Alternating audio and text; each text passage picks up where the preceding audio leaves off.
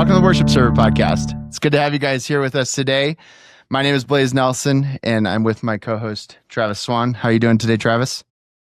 Doing well. Glad to be here. Excited to talk today. Awesome.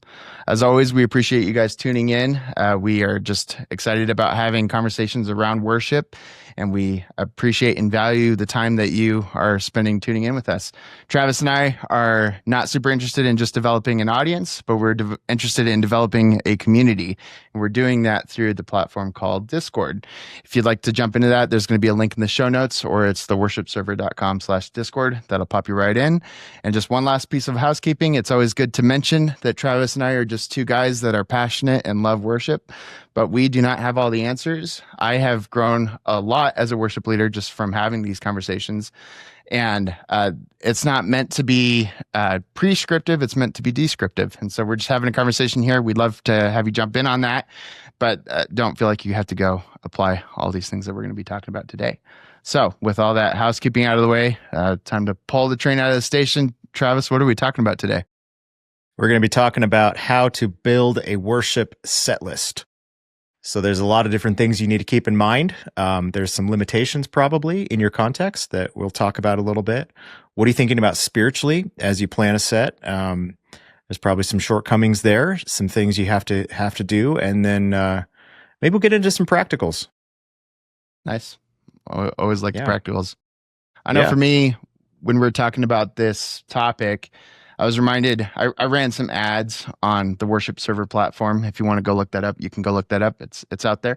Don't need to go into it too much here. But we saw the guy that was running my ads, we saw that a bunch of people were like Googling set lists for Easter. And so they weren't looking for how to set up a set list for Easter. They were just looking for that to be handed down. And so I think there's something good about sitting down and like, okay, how do we think about this and how do we do this well? And I know you had a story that you wanted to tell, just something recently, a situation that you were in. Yeah. So we were there together, actually. Blaise and I were together at a pastor conference a little bit ago, and I led worship. I think I led 4 worship sets. And there was a moment where I'm standing in front of probably 60 pastors with my acoustic guitar, no mic, no amplification. And I realized I was singing a line all by myself while the entire room charged ahead into the chorus. And maybe there's a lesson number 1 of planning a worship set. Check your context. So I had actually done a bunch of work trying to analyze, like, what are the best songs to pick? What kind of set list should I have for this? Because like I said, I'm in a conference room with about 60 pastors who they want to sing. And they know, if they know a song, like, they're going to sing, they're ready for it. But I didn't have any amplification. So I could shout out instructions as long as they weren't singing. But once they got going, there's not really a way to sort of like rein them in. Yeah. So totally. It's maybe just an example as we're thinking about planning a worship set. What is sort of the minimal viable product or minimum viable product?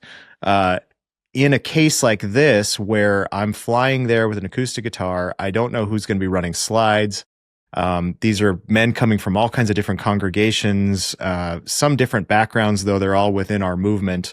But their bands definitely have different set lists. So I couldn't necessarily pick a song that they didn't know and then teach them something complicated, because it would probably fall flat. So I had to think about the set, not just in a spiritual context, but practically. There's probably a set of songs that I could pick from that most of them would know. Maybe I could teach a new one, but it's going to have to be very singable and very easy. And like I said, I was in the middle of a song. I just wanted to repeat this one line on the verse before we got to the chorus, and I shouted it out, and they just jumped right into the chorus instead. And I know I caught your eye, actually, because you were there just a little bit back. I just shared a knowing look, and I just jumped right in and was like, all right, second line of the chorus, here we go. It was fine. Yeah. So just by way of example, depending on what your church context is, what kind of technology you have, the background of the people that are there, you're going to have to think pretty critically about what songs you pick. And I think there's not like a single right way to do it necessarily. But I do think that there's better and worse ways to shepherd people through song. So we're like, probably just let's talk about some of that. So Blaise, you were there and you saw my quote performance as I led worship in that context. Like in general, did you think it worked out okay? Yeah, I mean, I think that was a fairly challenging scenario where you have a bunch of people that you don't know coming in and trying to sing together. I think for the most part, as worship leaders, we don't have that limitation, but it's good to be just hyper aware of, and I like that word that you use, that idea of shepherding your congregation. I think that's one of the shifts that I've been experiencing recently is like, this isn't something that I'm just standing up and like I'm producing a product, but we're doing an activity together with the people in this room. And sometimes, oftentimes, most times, maybe every time, the people are going to need to be shepherded into that moment. And yes, however they're coming in, whether like in that context, they might have been coming in from a day of travel, not sleeping well in the hotel the night before. In your context, it might be somebody got in a fight with their spouse right before coming to church. Somebody is worried about a biopsy result coming in who knows when, in the next couple of days. People are coming in from all these different contexts, and we have this gift of doing this activity together. But how do we meet all of these people in all of these different places with all of these different backgrounds and stories that are coming in on a Sunday morning to do this thing together of worship and of lifting our voices together? So I thought you did great, given the circumstances. Nice. I think, yep. It was a good sweet time, and I think people wanted to sing, which was a huge blessing there. Yeah, it's I tell people this a lot. It's a privilege to stand in front of all those voices singing. I get the chance to hear everybody's voices. Yeah, that's pretty great. That's pretty great. So maybe let's just start there. You're mentioning like all these different people coming together as the church, and you're starting off considering them. So maybe like at the very beginning, before we even think about what songs to play, like let's think about what's the purpose, what's happening here as I'm composing. Maybe it's a 5-song set. What's the bigger picture? There's going to be a whole bunch of people coming together, and so I think about what's the purpose of that? And Hebrews 10 actually comes to mind. Where the writer there in, I think it's verse 24 says, let's consider how to stir up one another to love and good works, not neglecting to meet together as is the habit of some, but encouraging one another, and all the more as you see the day drawing near. I don't know if you've ever looked up the Greek in that, but the Greek for encouraging is parakleo, which has the same sort of root as the paraclete, which is actually the Holy Spirit. And the literal meaning of that Greek root is one who comes alongside. And so when you come together, it says, don't give up meeting together. You're coming together. And so the congregation is coming together to encourage and build one another up, to come alongside one another. And so I've thought about this, my role isn't to necessarily facilitate the Holy Spirit coming alongside his people. I think he can do that without me having shimmery guitar and things like that. He doesn't need all of that. But at the same time, we're shepherding the church and facilitating their coming alongside one another. To pull them out of, like you mentioned, people are showing up in the parking lot with all kinds of things in their minds, but then they're going to have to move from the parking lot into the space where they're in each other's presence and in the presence of God together. And I think maybe that's the big picture for us to start is, God, how do you want to come alongside your people this morning, this week? And what would you like me to do as I'm planning to consider how to do that? Yeah. Yep. Well, and even I think that, I don't remember where I heard this. I think it was the worship pastor by Zach Hicks, maybe, I don't know. But this idea that I think that there's a tendency to try to get people to leave their stuff at the door. Hey, leave your burdens at the door and come in. And he was saying, no, invite people to bring their burdens into Jesus's feet, and invite people to come into that, and as we're doing that moment, I think there's obviously these constructions that we have, like it's appropriate to think about your church's liturgy and what people are used to and the purposes behind those things. But I think to take it more seriously and to really try to understand, okay, why do we do 5 songs at the beginning? Why do we Mm-hmm. do announcements in the middle? Why do we do a 20-minute sermon and then 2 songs in response? And that's our church's liturgy. You could even, like, we do a call to worship after the first song type of thing if you want to get really nitpicky. But why are we doing those things, and is it really helping facilitate people to the cross and to Christ and to each other? And as you're thinking about your set list, I think it's important to just kind of take a step back and think about, okay, what are we generally trying to accomplish here? Is it a nice little warm up before the sermon, or is this like an important thing that we're all doing together? Is this an important element of the service? And I'm becoming more and more convinced that the singing is super critical to what we do on a Sunday morning. And so then just Yes. taking a step back and like, okay, so I have this gift, we have this thing of singing together. How do we shepherd that moment, and how do we take this seriously, and maybe not just try to get it fed to us from the internet, from a Google Right. search. Right. So, yeah, maybe you shouldn't just search for Easter sets. Although I'll confess, I have done that before. Yeah. I'm not sure that it helped, but in moments of Maybe it was desperation, I you. have done things like that. Maybe it was me. Yeah, you're tracking me. Actually, for holidays, I do tend to go back in Planning Center. That's the tool we use at our church. And I will load up the last 10 years of that holiday and just see Okay. what I've played. Yeah. It's like, okay, it's Christmas Eve. We've got a very limited set list of Christmas songs. What have we majored on in the last decade at Christmas Eve? Not that anybody else besides me remembers that. Yeah. But I will actually go back and I'm like, oh yeah, 5 years ago, we did this really cool set. I want to repeat parts of that. So, it's not the end of the world. I think the Holy Spirit works in so many different ways. And one of those ways could be, you've got a database of your songs. Go access it. See what you've done. Yep. Yeah, do a little bit of research. So yeah. when you're thinking liturgy, what are the things you're thinking about as you're trying to invite people into this space, into this moment? Yeah, well, first of all, I never think of that word because it's never been part of my tradition. Yeah. But I get that our, quote, liturgy, our order of service or whatever, is pretty much the same every single time we do church together on Sunday mornings. So we have an opening song, we have some sort of welcome, call to worship, exhortation like moment. Usually me, I'll just share something. And then we play 4 more songs. Then in our liturgy, we dismiss kids to Sunday school, and then we have a sermon, and then we have a response song. Every other week we have communion. So I guess that's our liturgy. There's like mechanics of it, like releasing the kids to go to Sunday school. It's hard to mess with that one.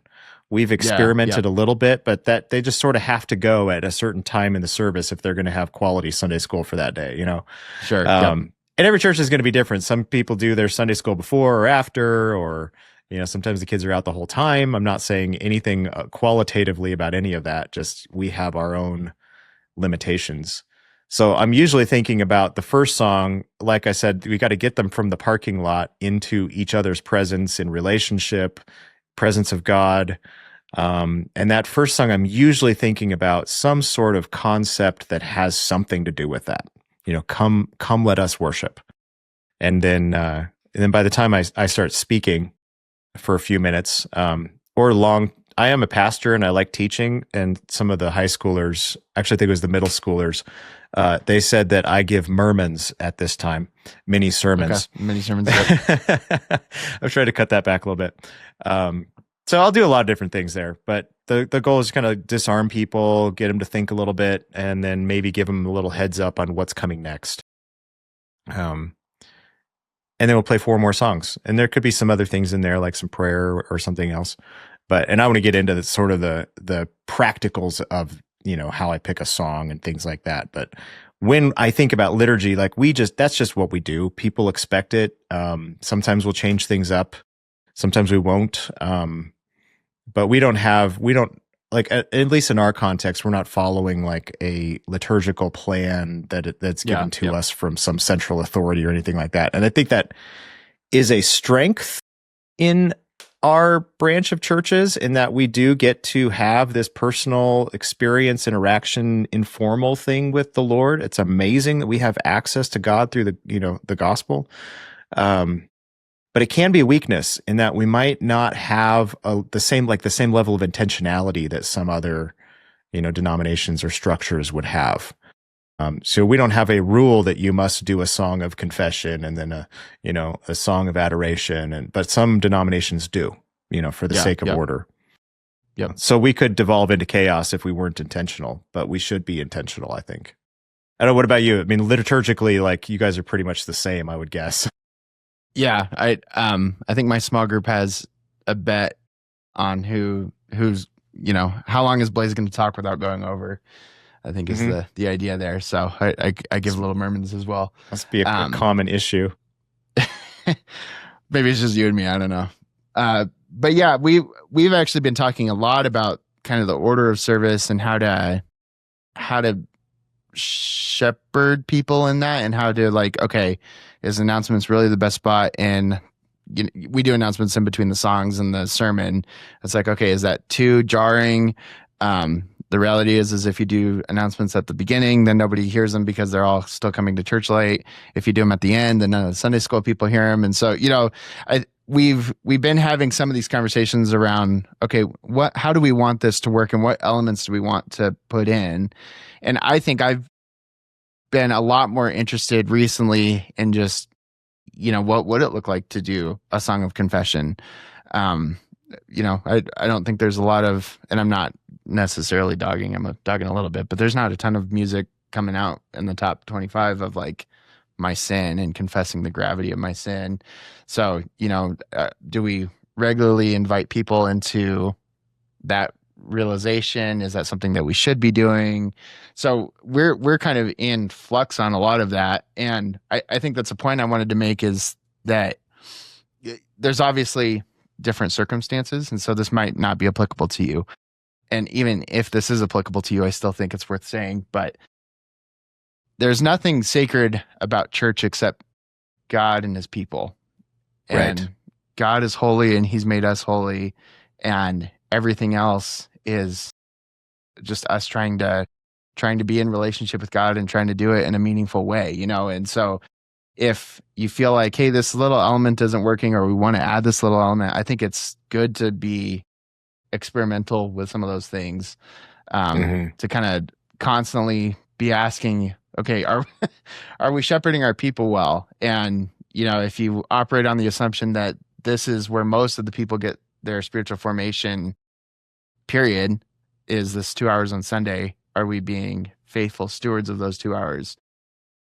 But I think with that, there also needs to be a real care given around people, like knowing what to expect and things. And it's easier for somebody to come to church if they know what to expect, versus like, well, who knows what Blaise is going to cook up this week, and we might, be juggling swords or something, so I think there's definitely a limit to that but in general, you kind of, I think you want to stick within your liturgy, but then try to figure out, okay, what are the pieces, and what are we doing, and what are we trying to bring and shepherd here in this moment? So there's a balance between freshness and some sort of order that's predictable and stable. Yeah. I totally agree with that. I think if you're shooting for freshness every single time, you get just caught up in trying to one up yourself every week, and it's just impossible.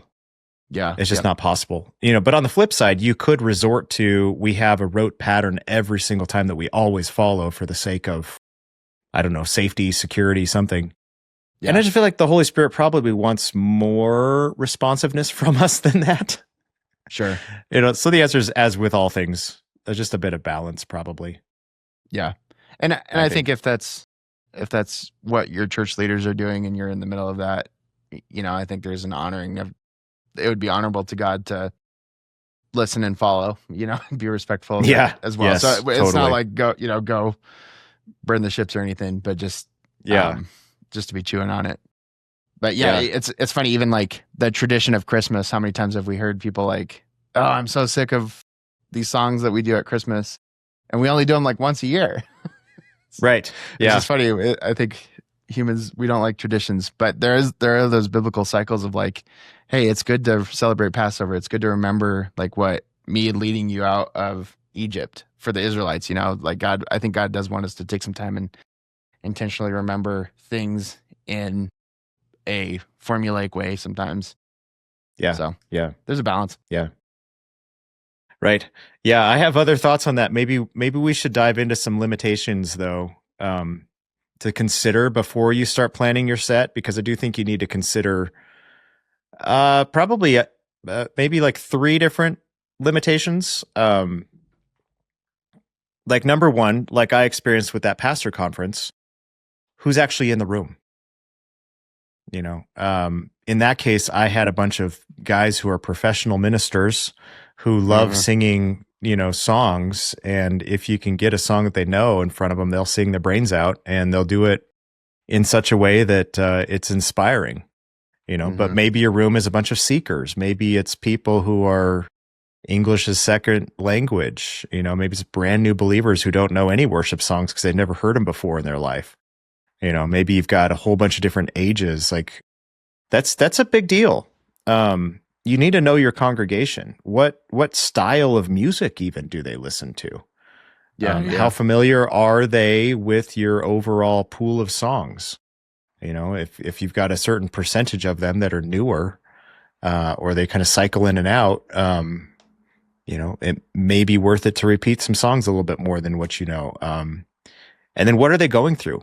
Like, do they have like a sort of collective moment happening? Like we've had multiple over the years as I've been a pastor, we've had multiple instances where, someone in the church passed away and it was a beloved friend and it was unexpected and the whole church was grieving. And, so we're in this moment where probably the song sets need to take on a little bit of a different feel, more lament to help Yeah. people grieve. Yeah, I think you got to know your congregation. So I mentioned three things, probably the congregation, your band and their Mm-hmm. abilities would be the other one. Yep. And then the third one, I would say just your environment. You feel like you want to expand on any of those? Yeah, I'm actually curious. I think the congregation is so important. I have thoughts on the other ones too, and I think we can Yes. move into those. But what are some of the things you're thinking through? So those are things to consider. So then how do you actually practically engage with some of those elements? Yeah, Like, I mean, yeah, go ahead. I was just for me that's I live right on the border of the U.S. and Mexico, and so we have a lot of those dynamics where, and in our church there's this. It seems like the Lord's really moving, and so we have a lot of young believers or people that are not saved yet, and they're getting saved and baptized, which is amazing, and so they've have never ever stepped into church before, and so it's like, whoa, how do you meet that? And then we literally have people that don't speak English. We had a guy in our church that developed a translation app, and it's awesome, but we just have live translation on their phones so then as I'm picking sets, it's like, wow, there's people that can't even engage with the language here, let alone might have broken language, let alone might have, so that's also a dynamic. So just, yeah. And then also we're very transitionary too. And so we have like a military base. I might have just doxed myself there, but that's okay. We have a military base and border military base. Oh yeah, I know where you are. You'll figure it out. And like a med school. So there's med students coming in and they're here for about 2 years and then they transition out. And there's military guys that come in for about 2 years and then they transition out. And, so we have kind of all these like interesting dynamics playing. And so I've spent a lot of time just trying to think about, how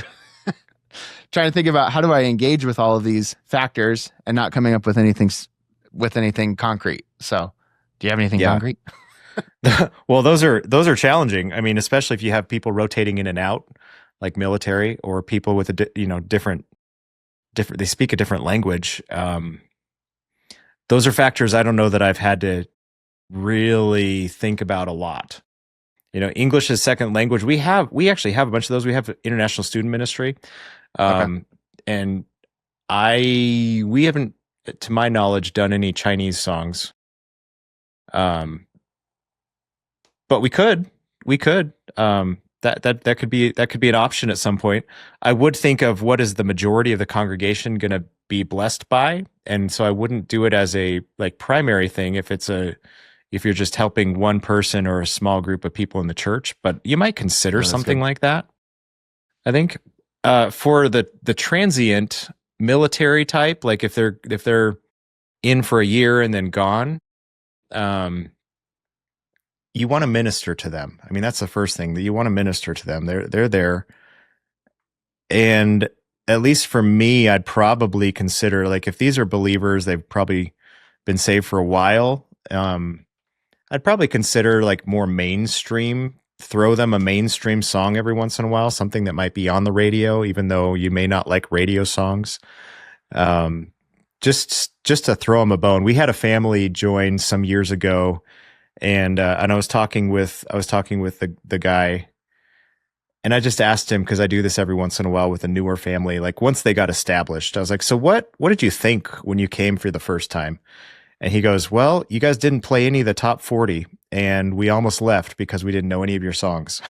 I was like, "Oh, maybe I should consider doing one of those every once in a while. They're not bad necessarily, but we definitely have a song pool that's not as familiar to the Christian radio listener out there. But that's because I've been the primary worship leader at this church for 20 years. Uh, a lot of the people are there. I mean, I was teaching last week, and I told the church, like, one of my favorite things about this space is that I've known some of you for 27 years. And Yeah. that's just a beautiful thing. And so they remember songs from 27 years ago. And every once in a while, one of them, I'll pull a song out from back then, just because half the church or a quarter of the church or whatever it is that's been around that long, they still know the song. So they've grown with the set list over the years. And so I have a lot of options probably to pull from, maybe more so than some congregations, just because I've been there for so long and they've kind of just had me. Yeah. So there's a lot of, I think maybe to take it up one level, something I learned quite a long time ago was to actually like really know what your church is needing. You need to get in their living rooms, and actually get to know them a little bit. So a little bit more than just like a Sunday morning type of get to know you. And obviously, if your church is 500 people, that's going to be tough to do, but you can at least do it with a lot of them. Yeah. Yep. That's So good. get familiar with them and have them get to know you. It just helps a lot. So that's probably one of the limiting factors. One of our three limiting factors would be the congregation. Do you have any more thoughts on that one before I move on to the band? Yeah. I think just loving your church, be pro Good. your church. Good. Yes. Not, I remember if you listen to the bonus episode, I give this example. I'm going to share it again. But when we were getting married, I talked to my brother-in-law, now brother-in-law, and just asked him some marriage advice. And he said that you should love 100% of your spouse. And the idea is often people can love 97% of their spouse, but we don't like it when, they leave the lights on or leave the doors open or whatever. And Mm, then yep. that 3% can become 10%, can become 15%, can become 20%. And I think Mm, as worship leaders, we need to be lovers of our church and like love 100% of our church body and yeah. just be putting their needs above our preferences and be putting, okay, what would be a blessing for this person? And if it's a song that I don't like, if it's Lord, You're Beautiful, which is the first song I remember thinking, I don't like the song. I like it now. uh, Um, yeah. but if that's if that's going to be a blessing to your congregation, then play the song, do the thing, like Yes. love your congregation, put their needs above your wants and desires. Hmm. I think about just being creative in it too. I think the Lord's given us the gift of creativity, a lot of us the gift of creativity. One of the things I'm chewing on, like with my Spanish speakers, is to just translate the lyrics and to have sheets of the songs available with the Spanish translation, so that even though they can't necessarily sing, they can still pray the words that we're singing together as a church. And so just Yeah, like, good. try to think on your toes a little bit and try to really love your church well. I think in this area, it would be Yeah, my only add there. yeah. That's great. Love. I love that. Yeah, yeah. Well, let's move on to band. So limiting factors could be your congregation. I mean, maybe it's a blessing factor too. Yeah, Um, yeah, yep. we don't want to discount that and just talk Yeah, negatively yeah. about No, things. that's But good. we Yep. do have to think within these contexts. So another one would be our band, you know. And so maybe some factors to think about with band would be their skill level. You know, a youth band is going to have a more limited skill probably than a more experienced seasoned band. Um, you may have limiting factors within that band, like who is sick this week. That can happen. Yep. Yep. You know, so you're going to have this gap between probably your ideal and the realistic. You know, so the ideal Yeah. might be Yep. I want that 164 beat per minute song, but the realistic might mean my drummer can't sustain that on the hi-hat. You know, and so you compromise. Either you don't play that song or you slow it down. You know, so that's just one example. Do you have any others? For years, that the worship conferences you'd go to, they'd be like, "Oh, put a metronome on," and our drummer was deaf in one ear. So shockingly, he didn't want a metronome in his ear because he couldn't hear anything. And so yeah, it just kind of working in the limitations. One thought I have on the sick bands, and the working with schedules is one of the habits that I've done is to try to play with different lineups of the band. And so if we don't have a drummer, I don't cancel and change to an acoustic set. We just play without a drummer. If we don't have a bass player, we just play without a bass player. And what I found is that it's like, we can actually still kind of make this happen. It might not be as perfect as if there was a drummer, but this is still kind of working. And I think if you can build some of that flexibility into your crew, that can really help you in the long term, and just be, you think about minimal viable product is like me and a guitar, and then one step up is me and a piano. I've done electric guitar and drums, and Yeah. that Oh, can yeah. be That's a fun. minimal viable product. Yep. Yeah, Done a few of it those. was one of the funnest sets I've ever played. That was a ton of fun. Yeah. Yeah. Gonna get those So chords yeah, and the riffs, just kind of, lead parts. yeah, flow with the punches. Limiting too, I think if just other factors there, like if your band is totally new, um, and you have, like, we have made a habit of trying to train people up. So we've had like people that have never played drums before sitting behind the drum kit, or like, maybe there are 2 lessons in, and we won't have them play on Sunday. So to give some space around training, I think is a good thought there. Yep. But I also would not be afraid of just limiting your song pool to 20 songs for 6 months or 3 months or whatever it takes to just, okay, we can hit these songs well, and we can perform these 20 songs super, super well. We can add a new song next month, and then we can add a new song the next month, and start building slowly. Yeah, I know you asked me for more limiting factors, and I just started giving solutions. But that's where my brain was. That's okay. At. No, that's great. I think we should be giving solutions in the limiting factors. Yeah. So one that I thought of was just your vocalist range. Yeah. It's pretty awful when a vocalist is out of their range, and for some reason you didn't plan on a different key. So depending on the band's ability, I play in 2 bands. I have one band that's more youth. There's some high schoolers and even like college students as the band, and then I front the band. And then the other band is my main band that I've played with for years. And that band, we can on the fly change the key. So if we know a song and you're like, hey, I don't want that in C, I'd rather have it in B flat or F or something, we can just play it. So you know your limitations based on the abilities, or for instance someone's vocal range. So in one of my bands, the one woman who sings, she's more of like a lower voice for female, so she'd be probably equivalent to a tenor. But a lot of the like female led worship songs would be something more like an alto or even a soprano. And so I have to think about that. I'm like, oh, we want to do this song that's a woman lead, but she's our only vocalist, and we might need to drop it down quite a bit. Or if it's one where there's like a back and forth between a guy and girl and I'm the guy, I got to check to see if it's going to end up being too low for me, and then we just won't even do the song. So there's a limiting factor potential there in people's ranges. And you're going to have that across all the other instruments. Like I said, for drums with, tempo, with you could have it with your guitar player. There's this really intricate lead part that the song depends on, but they're not able to play it. Yeah. And I think with band, a lot of those factors can be addressed by practice, and coming up with using the Nashville number system to communicate and that kind of stuff. And it's not a necessity, but you can really start lifting, given enough time, you can start lifting some of these factors off to where they don't become issues. Like where I'm at now, when I'm picking a song for my team, I'm not thinking, oh, I don't think we can play this. It's like, we can, right.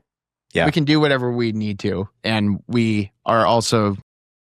played enough that we can adjust on the fly if needed, or we can mess with it. But your band might just not be in that spot, or you might have a person who's not in that spot or able to do that. And so one of the main overarching philosophies I have when leading band is to try to make it so that my people have the highest chance of success possible. And I'm never a limiting factor in that. So yeah, I always try to make sure that they have sets early. I try to make sure that we have chord charts, that they know what they're doing, it's communicated well. And just really, I see it as like part of my job as a worship leader is to over communicate. And if I can over communicate, then I think that gives them the best opportunity to succeed. Yeah. So, yeah. Oh man, whatever you can do to give them the best opportunity to succeed. Like I will actually go in and set up the stage so that they don't have to, depending on the band, depending on the week, so that we can maximize our time. I've even thought about like setting the lights in the room so that the environment is comforting as people walk in from a rough day, potentially. I just wanted them to succeed, Yeah.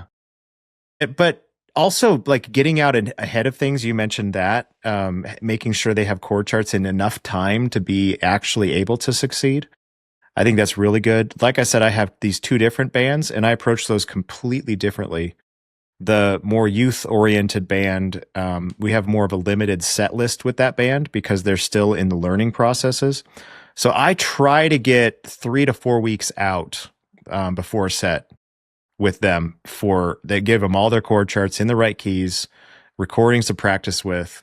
But my other band that's much more experienced, sometimes it'll be a week in advance.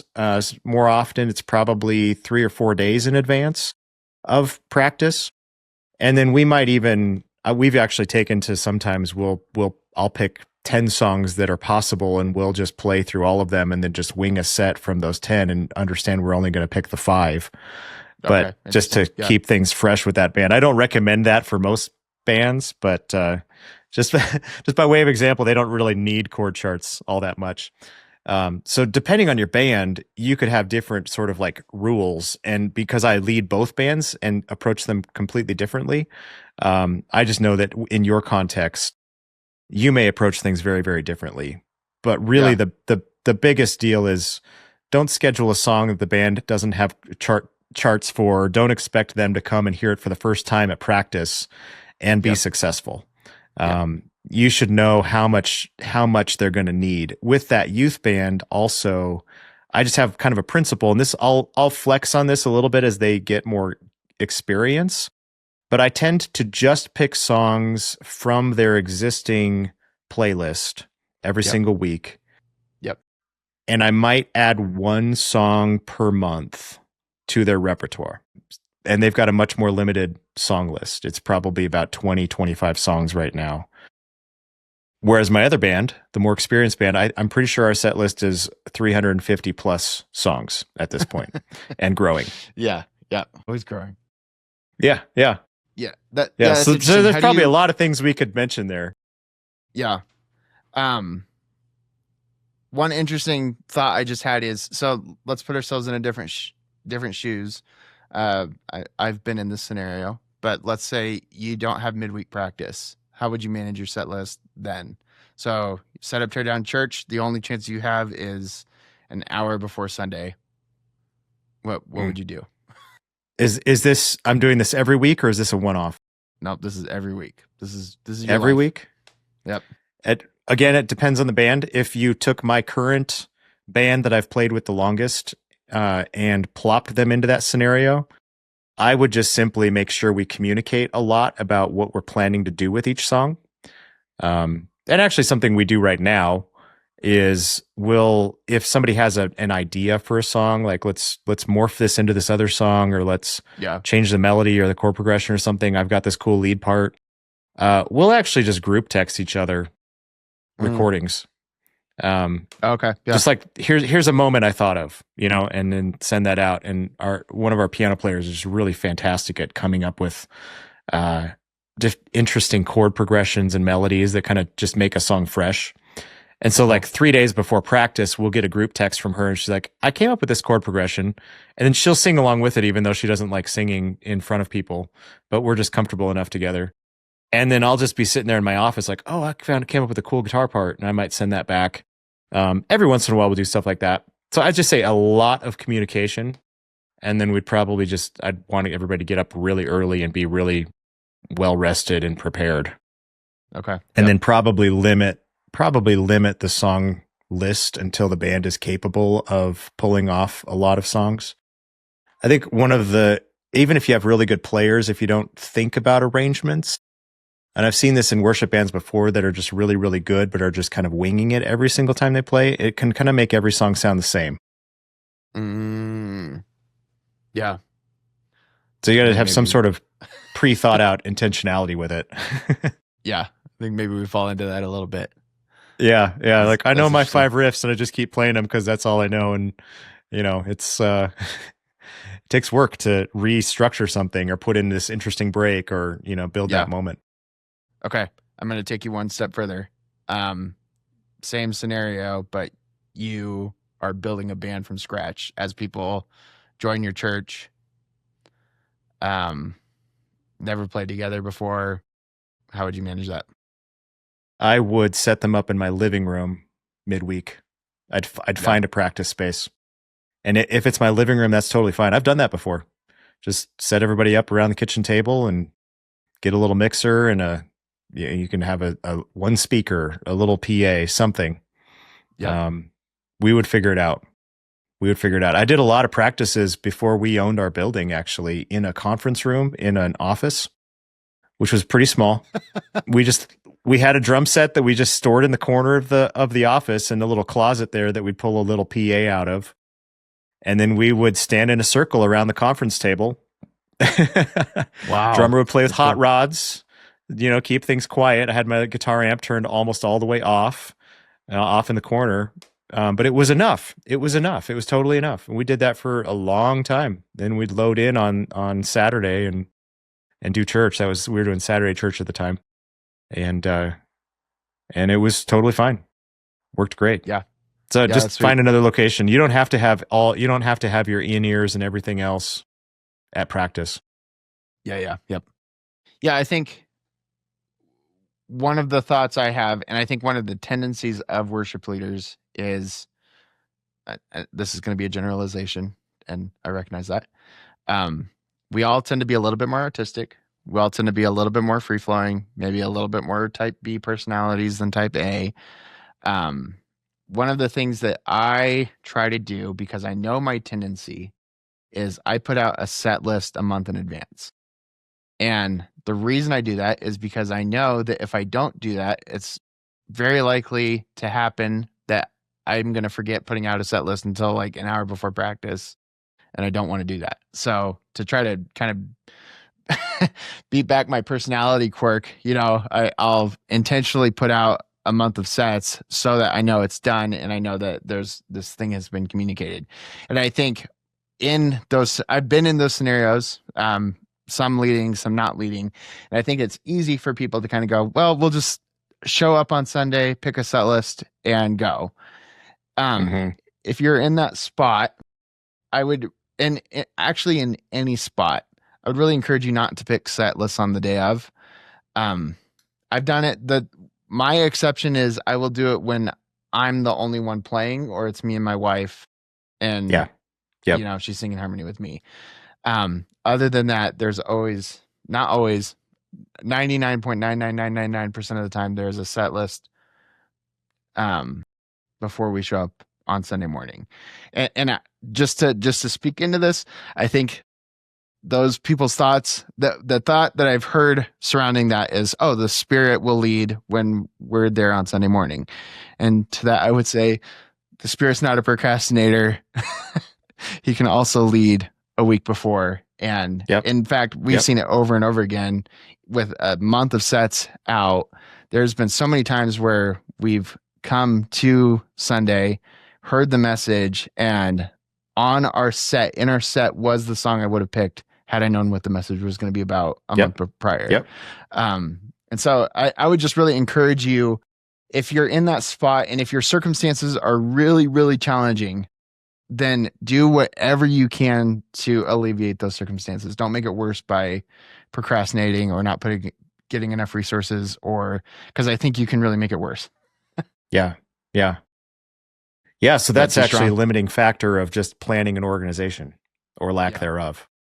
Yeah. Which maybe we could lump that into the third limiting factor, which would be your environment.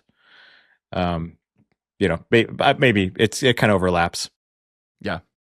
But we've been talking about that a little bit too, because your environment could be that you don't have access to your building except for Sunday morning. Your environment could be, that your room is really, really echoey and drums don't work in it. So you're going to have a limitation there. It might not be best to do a big rock band thing in that type of room. And that's perfectly okay. So maybe just a quick recap the pastor conference I just led at. The environment was no amplification. So I had to prioritize simple, familiar songs.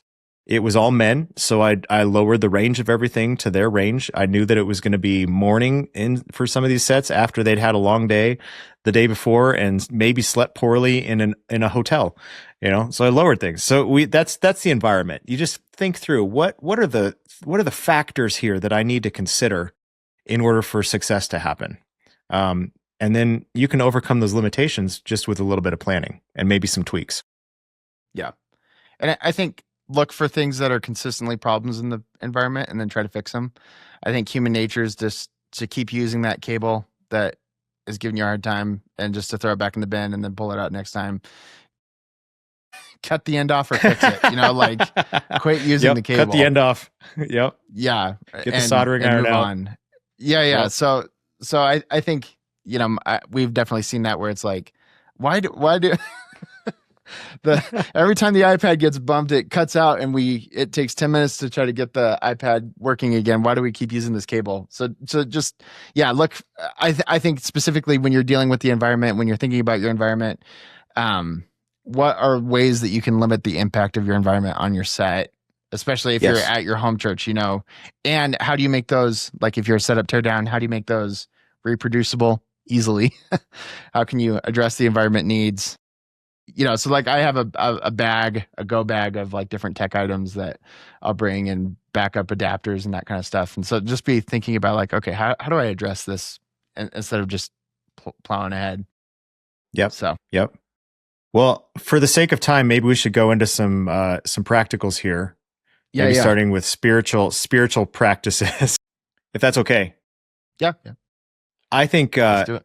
I just wanted to just talk a little bit about, so you've addressed all these limitations, you kind of understand your environment, you kind of understand what's going on. What then in planning a worship set?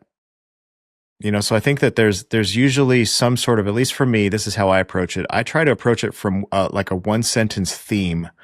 So we try to plan out sermon topics pretty well in advance. So I kind of know. So I'll be looking ahead and I'll read through the scripture passage that is for that particular week.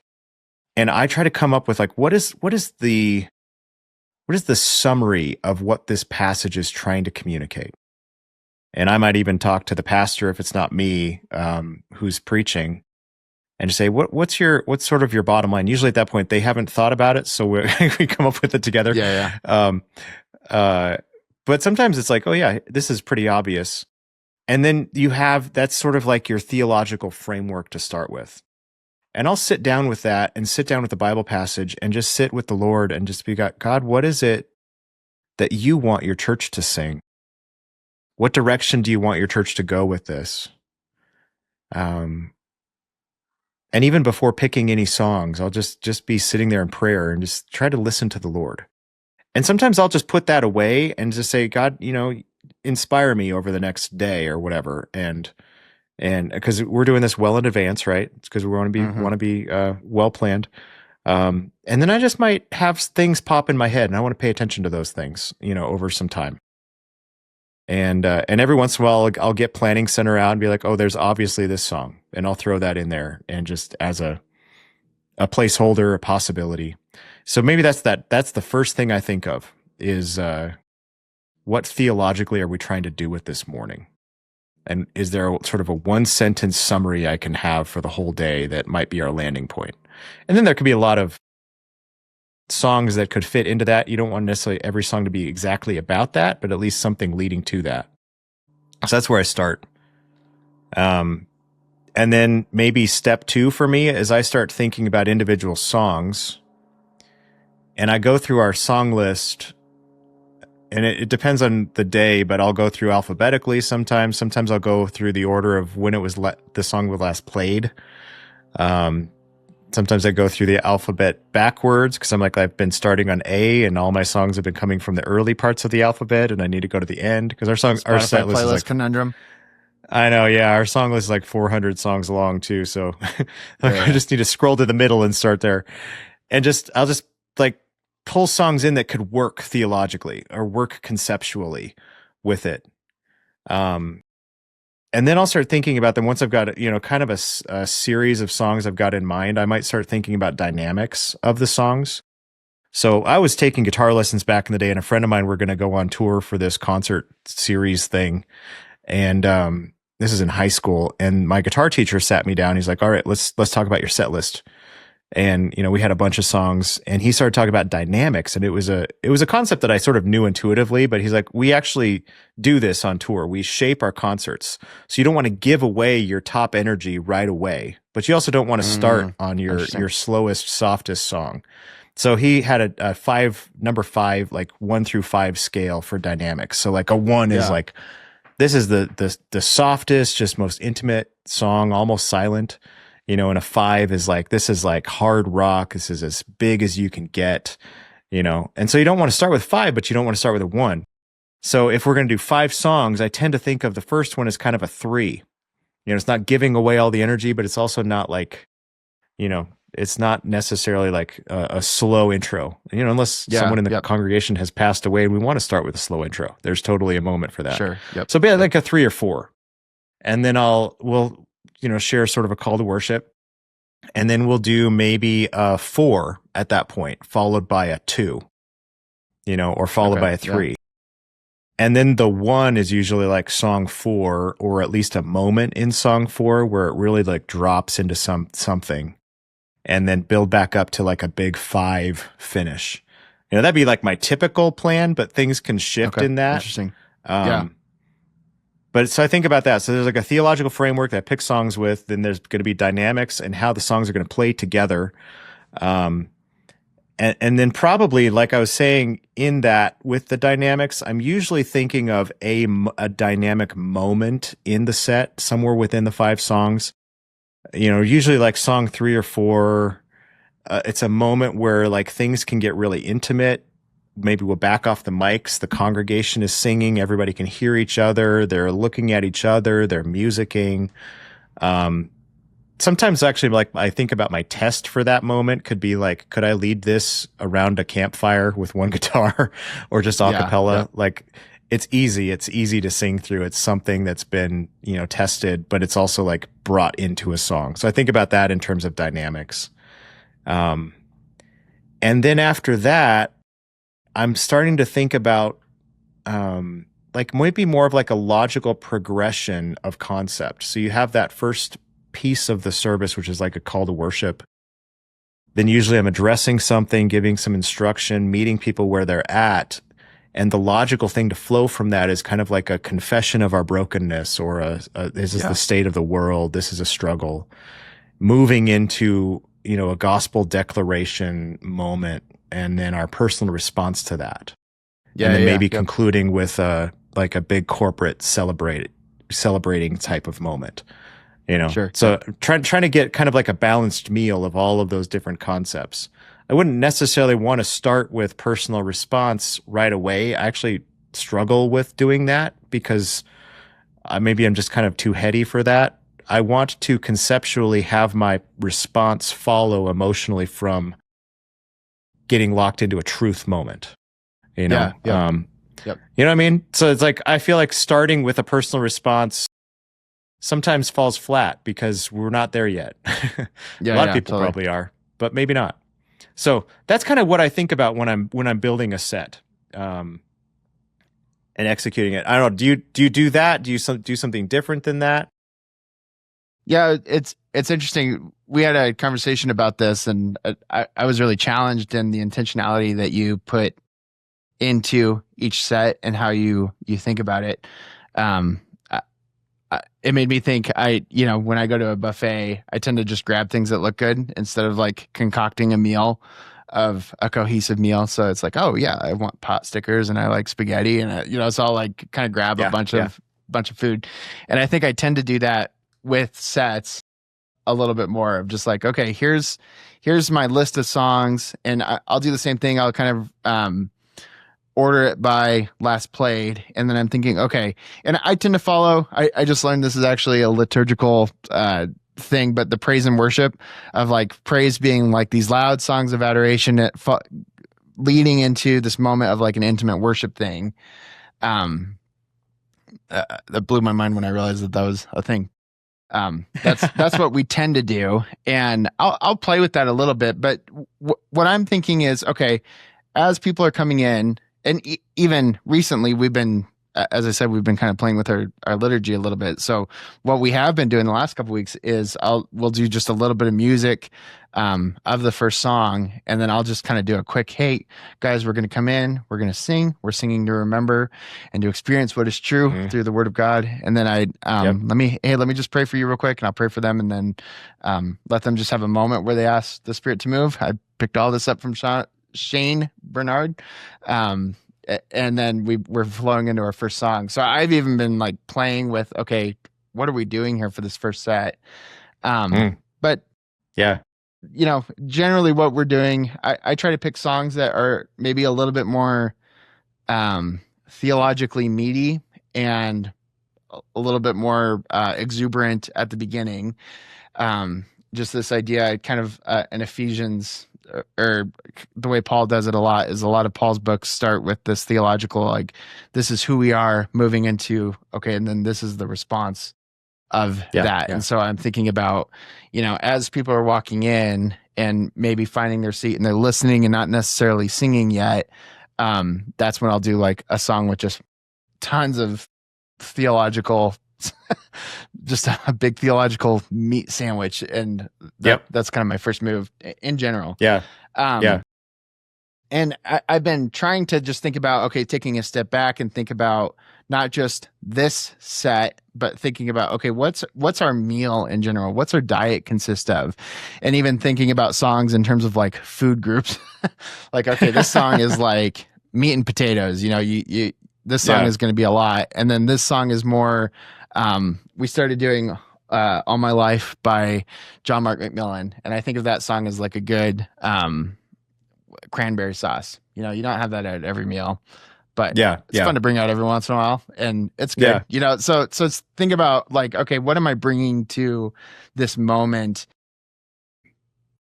And then I also I was at a conference and got the opportunity to talk to an old school worship pastor who's still around, Charlie Hall. I don't know.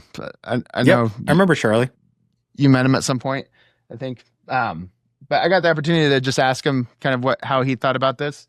And he said that he splits his songs up into 4 categories, and those are hymns, modern songs, kind of legacy songs, so like the songs from the 90s, the praise and worship songs, and then familial or like original songs that they do. And he tries to have a mix of that every week. And I have not faithfully reproduced that feedback into my life, but I like that idea of like bringing some of those elements into a worship set and start thinking about that. So Yeah. I tend to be a lot more loosey goosey. When I add a song to the set, I think that's where I really like am engaging with it and thinking about it and like, okay, I'm having this moment with this song and I want to bring this to the church. That's been my leaning.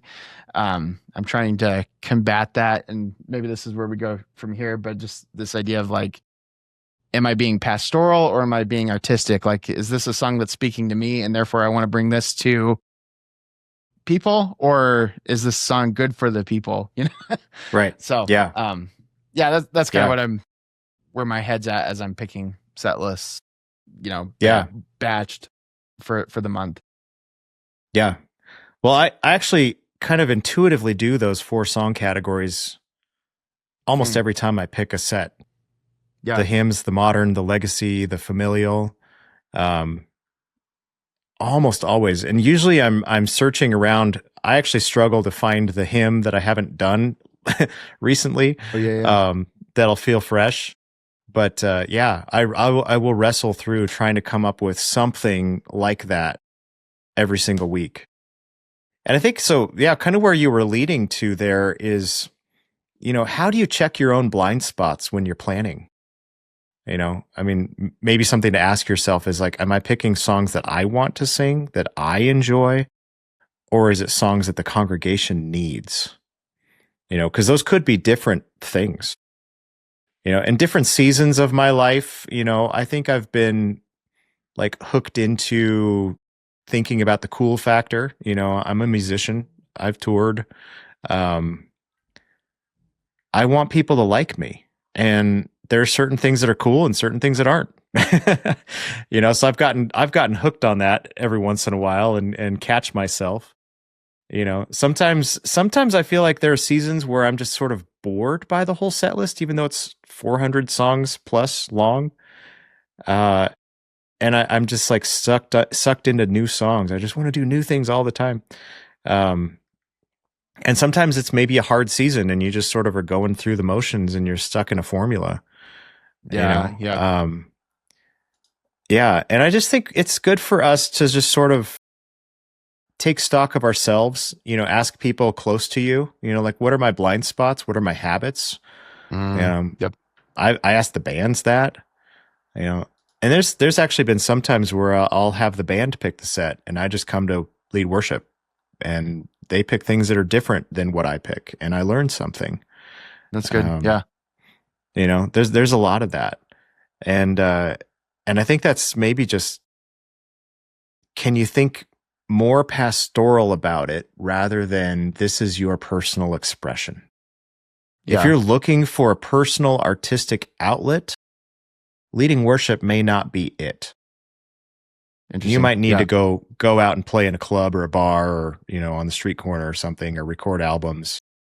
And I'm not saying we shouldn't go for the artistic, integrity or moment or whatever else it is there. But you need to be thinking pastoral, because you're not just building a set list for a tour to entertain people. You're shepherding God's people. And that's huge. So even though a song may be your favorite personal expression, it might not work for your context. And you're going to have to be okay with that. And there may be a song you really don't like, but it's going to be the thing for that week that the Holy Spirit wants to work through. You've got to get yourself out of the way. Yeah. I'm going to not push back, but maybe push one step deeper. Okay. Because I think there is a blessing. I don't. There's a reason you're at your church. There's a reason that Totally. God has gifted you. I was remembering that the first gifts that are mentioned in the Bible are the guy that built the tabernacle, all his like woodworking gifts, and um, I should have looked up his name, but didn't think I'd be talking about him. But he's the first mention of like a spiritual gifting. The Lord says, I have blessed him with these skills. And the Lord has blessed you, worship leader, with your skills. And there's an element where, and I have struggled with this a lot because it's like, man, I feel inauthentic if I go lead this song and like throw my hands up in the middle of the song because, yeah. I could care less about the song or whatever. And I think there's a really healthy place to check your heart in that. And I think there's a really healthy spot to like, whoa, hey brother, like you have to, like that is the goal. The goal is to lead the church into worship. But I don't think that comes at the cost of totally losing your identity with who God has made you to be. But I think that's Christ expressed through you is what we're looking for. We're not looking for you to disappear. We're not looking for you to suck it up and play the stupid song and play what you don't like. I think the goal is for, man, I'm really expressing faith, and this might not be a song that I particularly enjoy, but I'm going to bring myself to this thing, and I'm going to like lay my gifts on the altar, and I'm going to lay my life as an offering here. Mm-hmm. And this isn't my musical expression, but I'm still going to play it well. Yeah. You know what Hey, I mean? that's a really great balance. Again, balance. Because you have two extremes. You have, I'm expressing myself. This is for me. It's my artistic outlet. And then you have, this is what's best for the congregation. I disappear.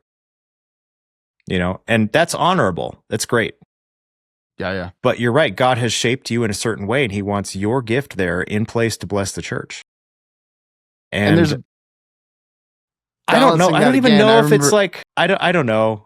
Sometimes these conversations frustrate me because, you know, people are like, there's performance and then there's worship leading. Teaching to the newcomer and teaching to the solid believer.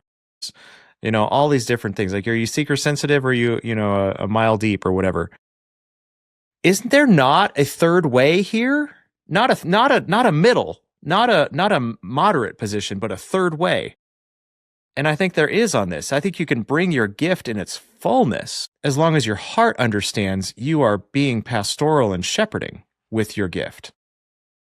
And you're not using it for your own gain. Yeah. Yep.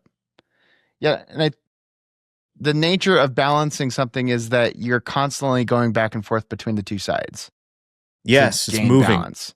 It's a moving target. It's movement. It's so frustrating. Yeah. And Can so I not just settle in one place?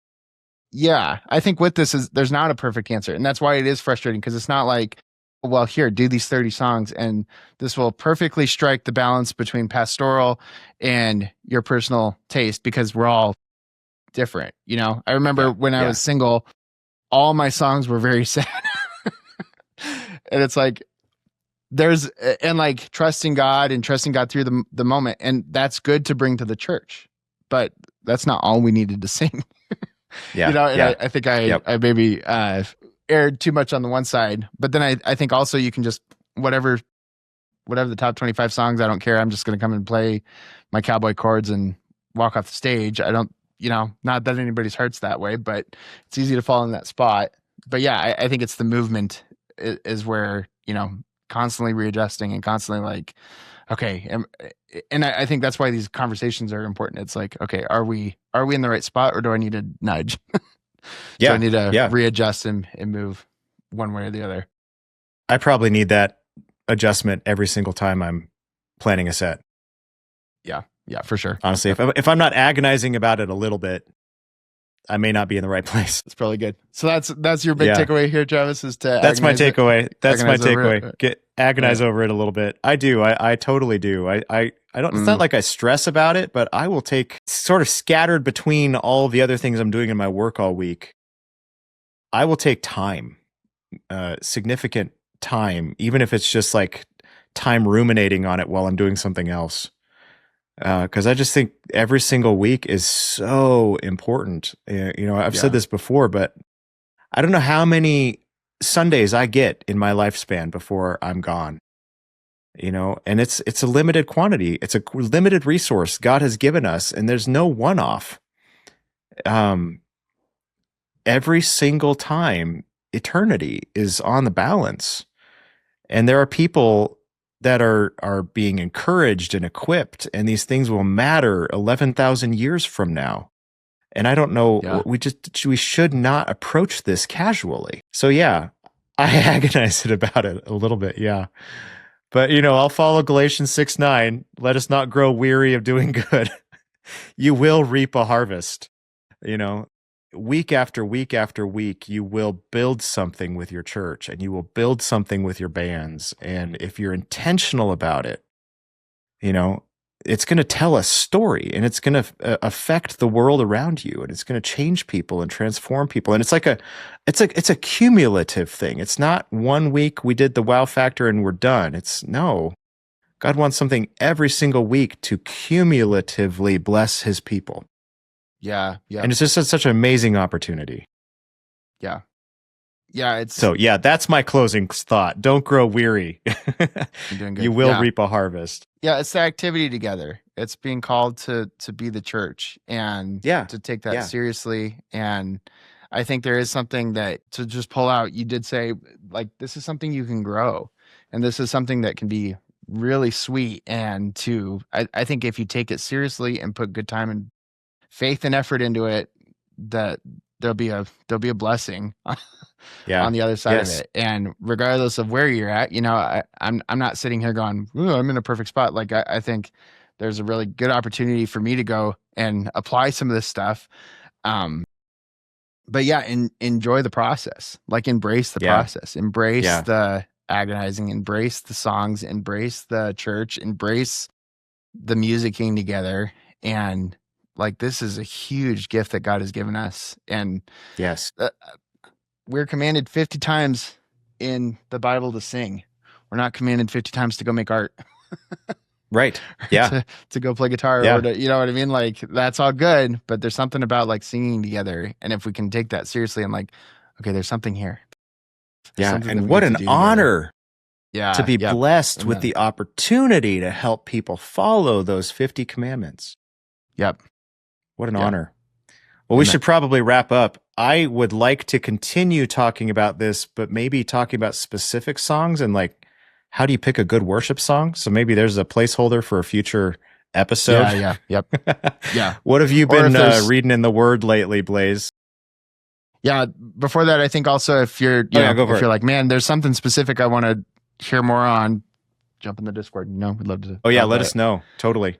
Okay. For me, you've been reading in the Word. I'm in Acts, and it's been good. However, what I've been really chewing on is just this idea from Psalm 90, where it's Moses. It's one of the oldest Psalms we have.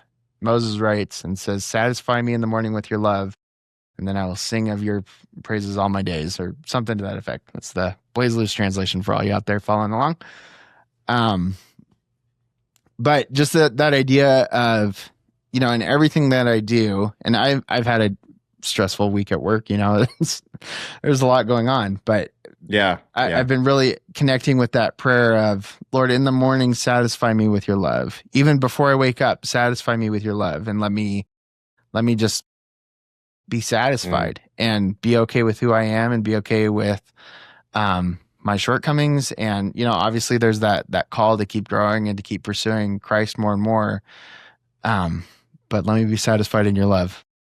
First thing in the morning, when I roll out of bed and grab my coffee, let me be satisfied already. So that's where I've been at. You? That's good. I think it actually relates to mine.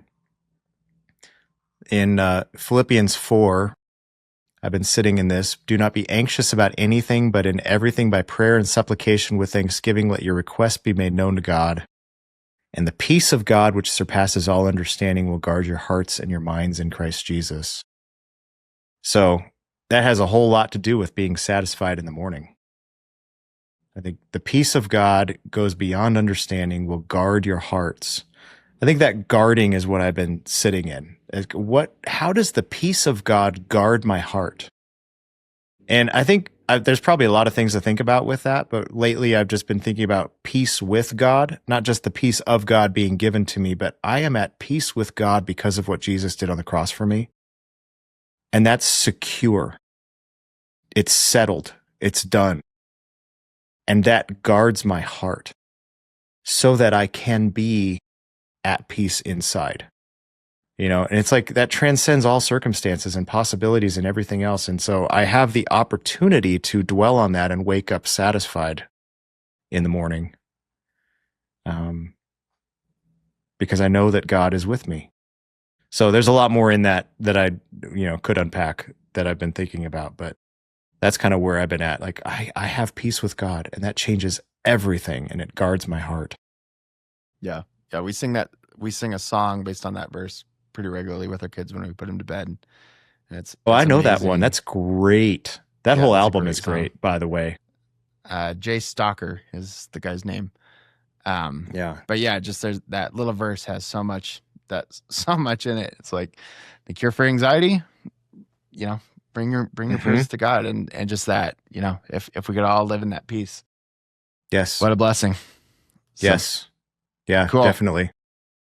Well, thank you guys so much again for tuning in. Love having these conversations. Travis, appreciate you sitting down, and we'll keep pressing on, keep doing the good work, and we'll see you in a couple weeks. See y'all.